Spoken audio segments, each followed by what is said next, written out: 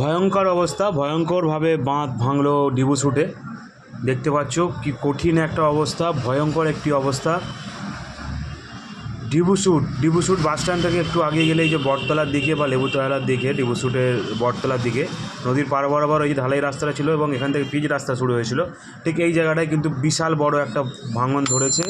এই ভাঙন অর্থাৎ ফাটল, এবং যেটাকে হানা বলা হয়। দেখো হু করে সব কিছু টেনে নিয়ে চলে যাচ্ছে। এই জল কিন্তু উদয়নারায়ণপুরের বিস্তীর্ণ এলাকা জলের তলায় করে দেবে। এই যে ভাঙা জল, এই যে নদীর যে পাড় ভেঙেছে, এই যে নদীর পাড় ভাঙার জল, এই জল কিন্তু বিস্তীর্ণ উদয়নারায়ণপুরের বেশ কয়েকটি গ্রামকে জলের তলায় করে দেবে।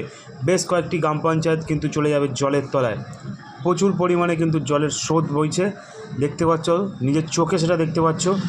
এরপর এই যে জল, এই জল শেষমেশ এখনও পর্যন্ত শিবপুর, শিবানীপুর, কুর্চি শিবপুর, পিয়ারাপুর, হরালি, এই সব পঞ্চায়েতের এই সব গ্রামগুলোতে কিন্তু প্লাবিত করে দিয়েছে।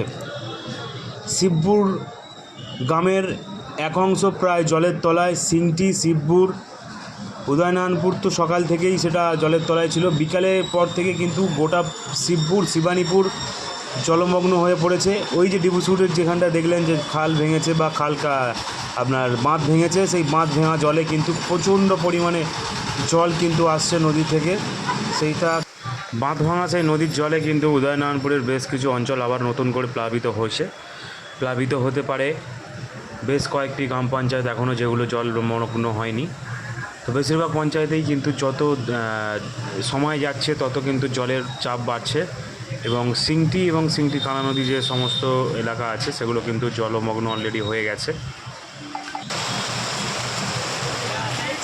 সকলকে অনুরোধ করবো, আতঙ্ক নয়, সতর্ক থাকুন। সতর্ক থাকলেই কিন্তু সুস্থভাবে থাকা যাবে।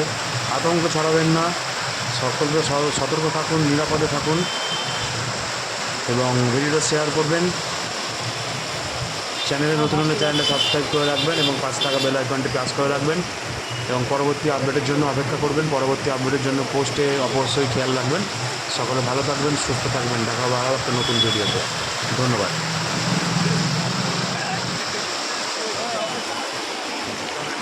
ওই যে জলের রেস, হ্যাঁ ওই সেরকম রেস নেই তো।